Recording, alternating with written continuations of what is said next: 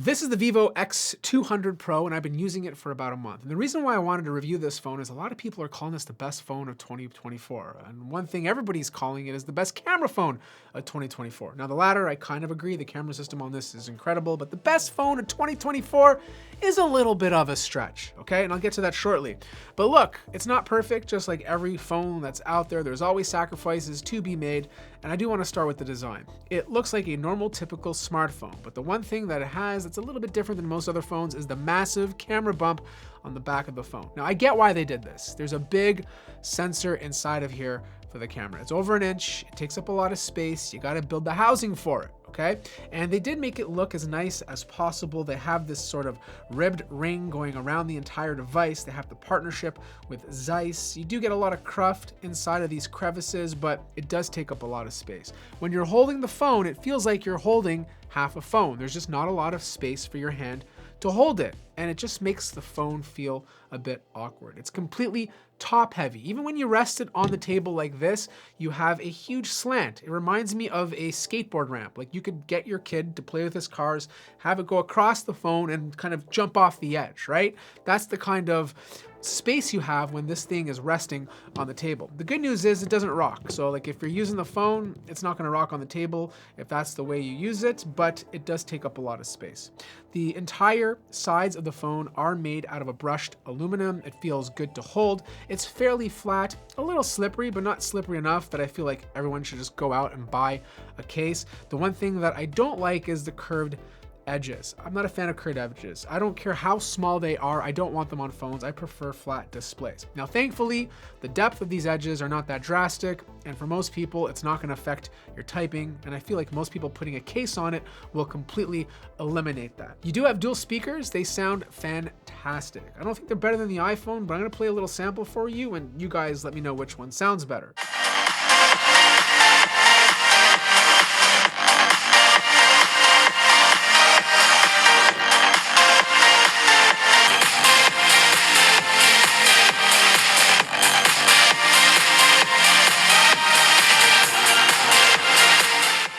Back is a frosted glass. The front is obviously using glass. You have your little SIM slot on the bottom over here. You can install an eSIM if you really want to. Type-C on the bottom.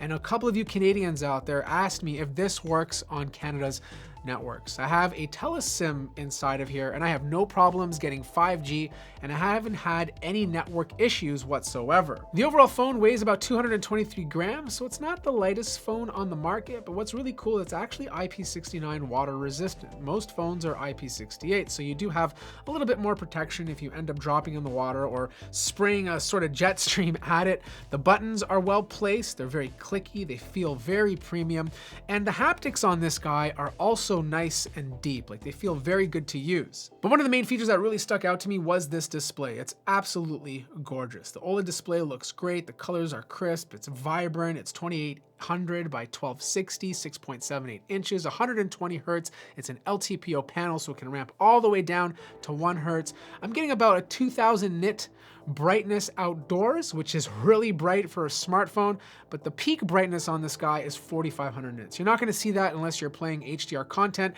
and it's only going to be on certain portions of the screen. Now, the front-facing camera is 32 megapixels. It shoots up to 4K, and I do find the selfies to be a little bit better on the X200 Pro. It's a little bit softer with the skin. It looks a bit more natural. Video can shoot up to 4K, and you guys let me know which one you think looks better. All right, now you're looking at the front-facing cameras of the Vivo X200 and the iPhone 16 Pro Max. We're shooting at 4K 30. You guys let me know which one looks better, and yeah, which one has the better audio. Look, these phones are both top tier phones, right? They should be both recording fantastic video, right? I mean, you're paying a lot of money for these devices. So most importantly, let me know how they look. I'm also freezing out here. I can't feel my hands. But the one thing that truly shocked me was its performance. Like usually when this phone has a MediaTek processor, I'm like, It's not going to be as good as Snapdragon. It's going to be fine, but it's not going to be great. This MediaTek Dimensity 9400 is superb. It is ridiculously fast, and it's up there with the best of Snapdragon, even with the iPhone. Obviously, it's not going to beat the 8 Elite, but it's pretty darn close. The one thing that I did find, though, was that it does heat up a little bit quicker than most phones with the Snapdragon 8 Elite processor. I also find it tends to throttle a bit more. But everyday use and most situations, like this 9400 is absolutely fantastic. Now you can spec this phone all the way up to 1 terabyte of storage, UFS 4.0, and anywhere from 12 to 16 gigabytes of RAM, depending on the storage model you buy. Battery life, oh my God, this 6,000 milliamp hour battery, so good. Like, I think this has the best battery life in a phone. Like, I'd have to do a proper battery test, but based on my use, like there were times where I would just leave the phone, not touch it for like 5-6 days, pick it up, and still have a ton of battery life. And just like using this day in, day out, I could easily get through 2 days, no problem, without even having to charge. Now there is 90-watt fast charging, which is great. And there's also 30-watt wireless charging, which is a little bit faster than most other phones available. Now, the one thing I'm not too fond of is the FunTouch OS operating system. Like, this is using Android 15, but FunTouch OS feels very basic. I'm not a fan of the tiny little icons in the notification center. I feel like the app drawer looks very basic. Even the icons straight out of the box are nothing to really write home about. I prefer Pixel OS, I prefer One UI, I even prefer Oxygen OS over this. Now, granted, I could go into the settings and change the themes and really customize it, but right out of the box, not the best impression. If you're wondering how many updates this thing is going to get, it's 4 major Android updates. So not as good as some of the other companies like Samsung or Google, which are offering you 6 or 7. 4 is fine, it's not terrible, better than ASUS's 2, but it's not the best on the market. But the one thing we absolutely have to talk about is the camera system. This is what most other people are talking about when it comes to the Vivo X200 Pro. Like, you have a 50 megapixel wide lens, which is set to 23 millimeters. You have a 200 megapixel periscope lens. This is usually set to 85 millimeters. You have a natural 3.7 time optical zoom, but this thing can obviously zoom up to 100 times. Then you have a 50 megapixel ultra wide lens. It can shoot all the way up to 8K 30 if you really want to, which obviously looks best during the day. Now, for context, I am comparing it to the iPhone. I feel like it's always good to give context because it gives you an idea how far these cameras have come. And one thing that I notice about this phone is how fast it switches between the different lenses. I noticed that it's also very consistent between the different lenses. No matter if you're shooting an ultra wide going all the way up to 100 times zoom, like, the colors are always looking pretty equal. I will say that it is a little bit more vibrant than the iPhone. The iPhone tends to have a more natural look. This phone tends to saturate the colors a little bit, but it looks very pleasing. The photos typically are brighter. It really does introduce a little bit of magenta into the photos, but overall it's still pleasing. One thing this phone does way better than the iPhone is dynamic range. Like, I was shooting directly into the sun and you can just see the side of the building so much better. Even beside the white car, you can see it a lot more naturally than the iPhone. The iPhone was just crushing those shadows. It was hard to make out the tiny little details. And it doesn't matter what type of photo I took, if it pushed dynamic range, usually 99% of the time, the X200 Pro did a much better job.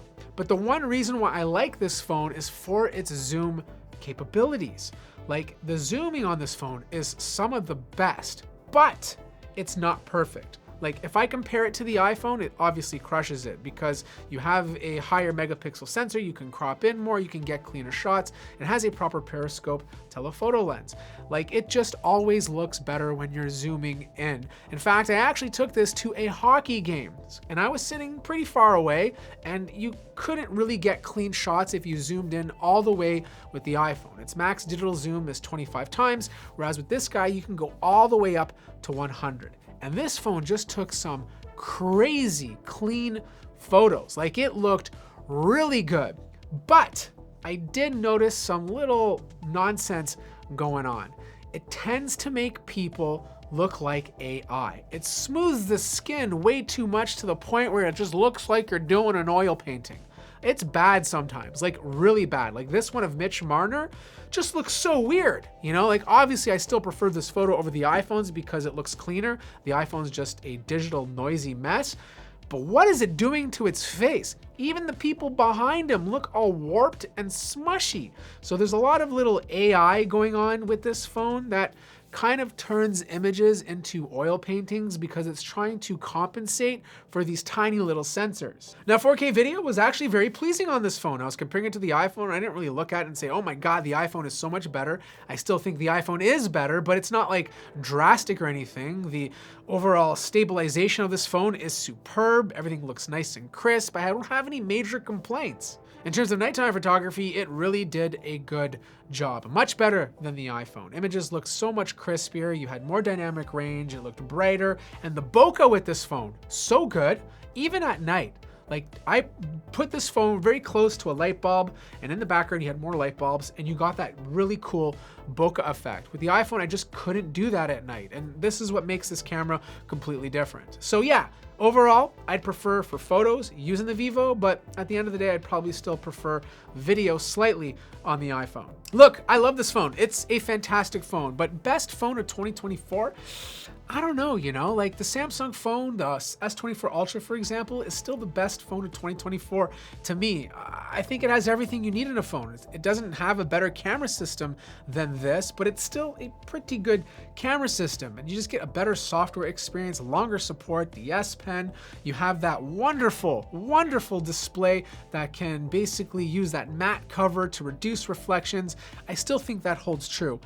But the camera on this phone is kind of a wake-up call to the rest of the industry, because if this is what 2025 is going to look like, this will be an exciting year for cameras on smartphones. That wraps up my review of the Vivo X200 Pro. If you have any questions, let me know in the comment section down below. Like the video if you liked it, subscribe if you haven't already, and I'll see you guys in the next one.